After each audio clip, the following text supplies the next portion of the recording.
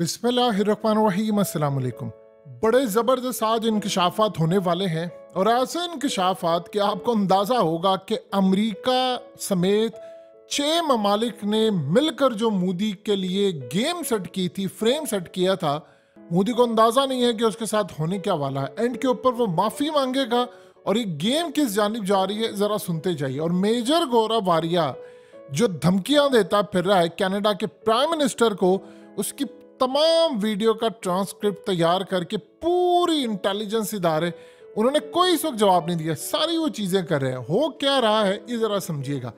जो सबसे इंटरेस्टिंग मामला आया है सामने वो ये आया है कि कनाडा की इंटेलिजेंस एजेंसी के हाथ में इंडिया के जो डिप्लोमेट्स थे जिन्होंने हरदीप सिंह निज्जर को मारना था, उनकी जो गुफ्तगू थी, वो डाटा था, वो कम्युनिकेशन था, वो सारा उनके हाथ लग गया।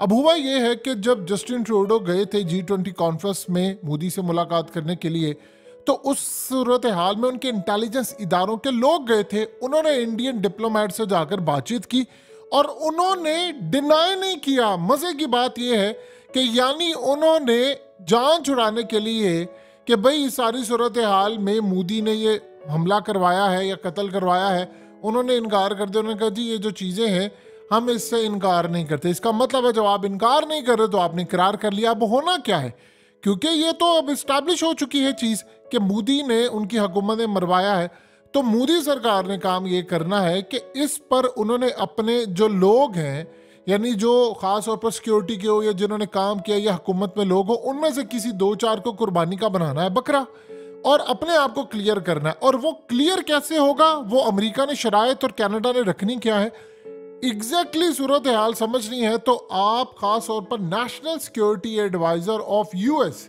ये जैक सुलिवान ने जो बात की है ये सबसे इंटरेस्टिंग है। उन्होंने कहा है कि भारत हमारा इत्तेहादी है, लेकिन इसका ये मतलब नहीं है कि हम उसको खुली छूट दे दें कि वो दूसरों की सरजमीन पर जाकर बंदे मारता फिरे।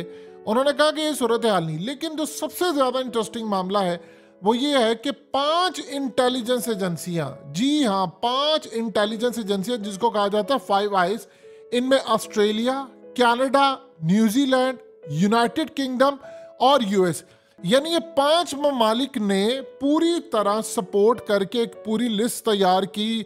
इन्होंने डाटा इकट्ठा किया इंडिया के खिलाफ कि इंडिया कैसे, मारने से पहले इनको पता था, मारने के दौरान और मारने के बाद सारा इन्होंने डाटा इकट्ठा करके, जिसमें ऑडियोज हैं, वीडियोज हैं, जिसके अंदर इनकी जो खास तौर पर मूवमेंट है, इन्होंने एयरपोर्ट में एंट्री से लेकर कौन कौन लोग आए, उनका इंडिया में ताल्लुक क्या था, वो सारे का सारा डाटा इकट्ठा करके पूरी एक रिपोर्ट तैयार की है।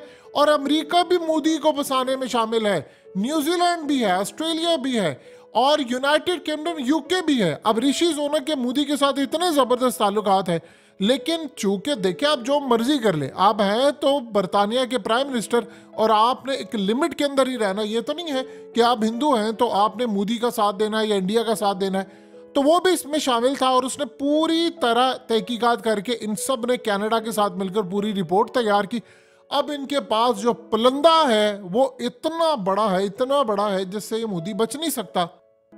उधर अब सीन ये सामने आया है कि जो बाइडेन की मुलाकात हुई थी G20 कॉन्फ्रेंस में जब वो इंडिया गए थे और उन्होंने भी मोदी को जाकर कहा था कि तुमने मारा है कनाडा के अंदर जो सिख है, तो उस पर मोदी ने इनकार किया। उसने कहा थी मुझे तो नहीं पता, मैंने तो ये काम नहीं किया।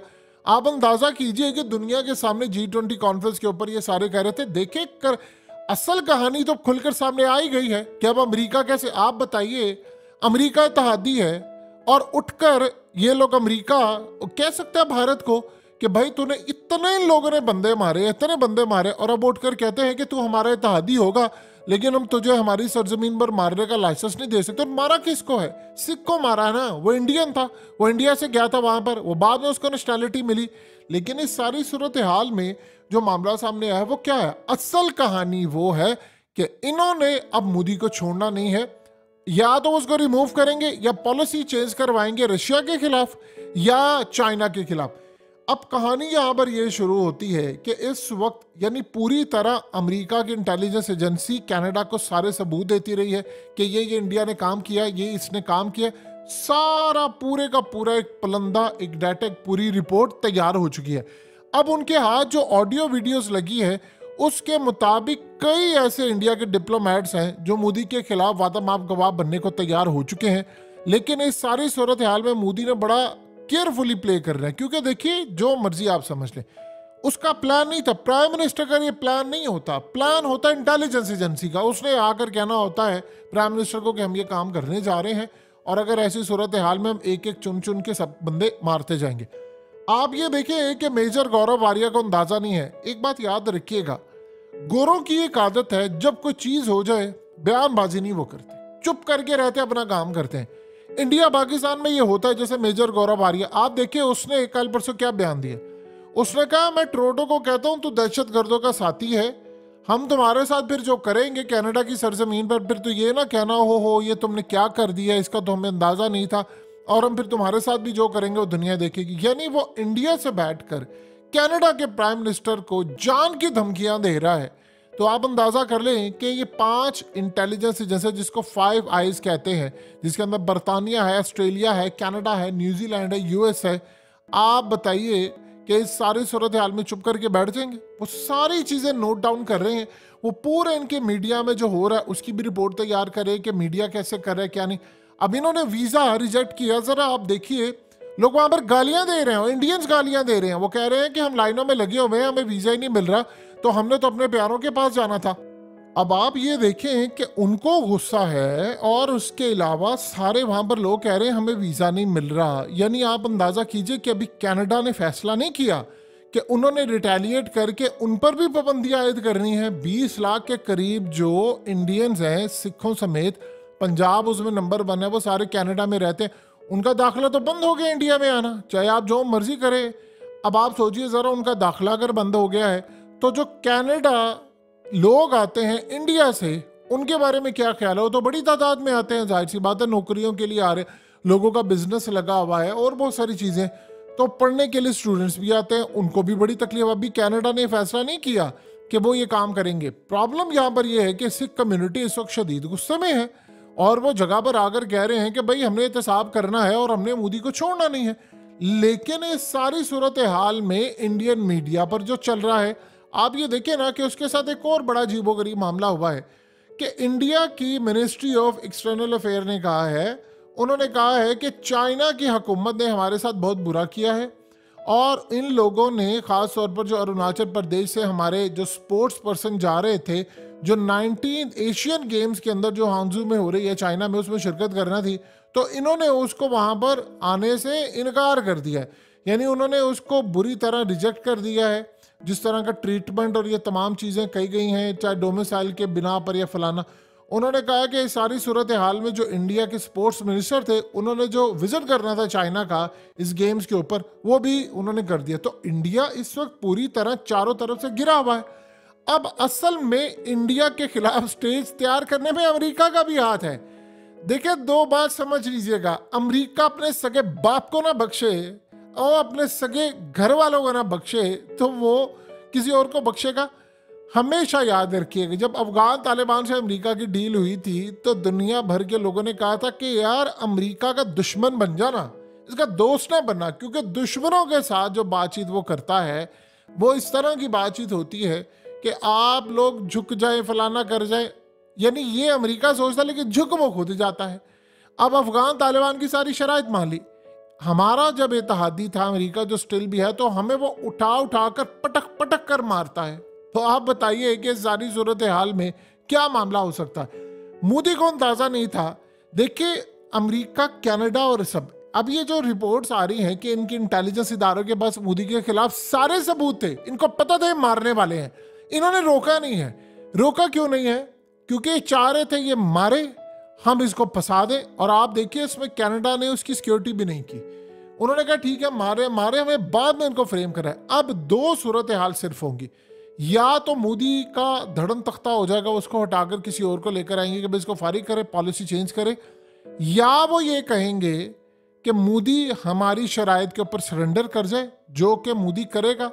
फिर उसके बाद बचत का रास्ता वो इस तरह निकालेंगे मोदी के लिए कि उसको कहेंगे कि ठीक है, तुम अपने 1-2 ऑफिसर जो हैं उनका नाम दे दो और उनकी कुर्बानी करवा दो, और तुम ये कहना कि हाँ तहकीकात की है। हुकूमत खुद शामिल नहीं थी, लेकिन कुछ निचले ऑफिसर्स थे जिन्होंने जाती हैसियत में ये काम किया है, बदनामी का बायस बने हैं, तो लिहाजा हम उनके खिलाफ कार्रवाई करते हैं। ये असल में अब स्ट्रेटजी है उनकी।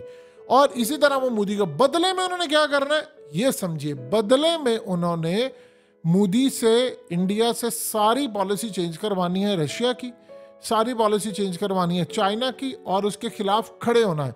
उसमें फिर वो जाहिर सी बात है ये भी बात मान लेंगे कि ठीक है तुम पाकिस्तान को भी कुचलने के लिए तैयार हो, लेकिन वो देखिए ये सारे इंटेलिजेंस एजेंसियां, क्या वो मार्कर नहीं गया था हमारे मुल्क के अंदर सीआईए का, यानी आप ये देखिए कि रेमंड डेविस ब्लैक वाटर का एजेंट था, मार्कर नहीं गया। सारे इंटेलिजेंस एजेंसियां करती हैं। वो कोई कीनिया में मरवा देता है, कोई नेपाल में मरवा देता है, कोई पाकिस्तान में मरवा देता है, कोई कनाडा में मरवा देता है। ये लोग कोई बरतानिया, दुनिया भर में ये लोग काम करते हैं। मलेशिया के अंदर भी ये काम हुआ है। दुनिया की हर इंटेलिजेंस एजेंसी अपने मुखालफों को टपका देती हैं। ये तो सूरत हाल है। अब आप सोचिए जरा, जिस तरह का स्टैंड इन्होंने लिया है, हमने कभी रेमंड डेविस वाले वाक़े पर लिया था, तो ये अब सूरत हाल जो पैदा हुई है वो मोदी के लिए बड़ी खतरनाक है।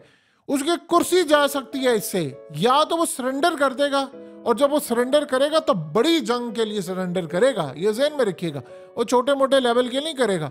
अभी आप ये देखिए कि सारे ममालिक के 5 इंटेलिजेंस एजेंसियां ममालिक की अगर मोदी को फेम कर रही हैं, तो इसके बाद यूरोप भी करेगा।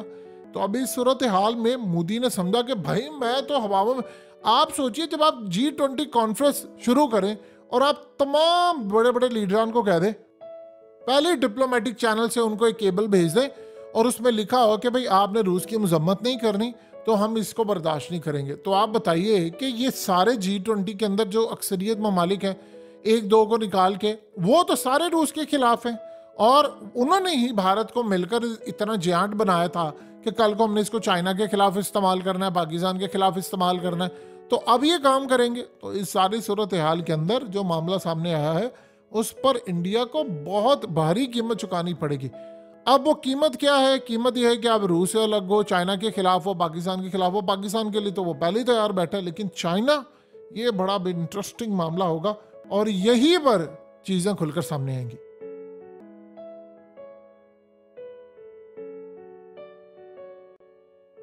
हकीकत टीवी को सब्सक्राइब करना मत भूलें, वीडियो को लाइक करें, शेयर करें और कमेंट सेक्शन में अपनी राय का इजहार जरूर करें।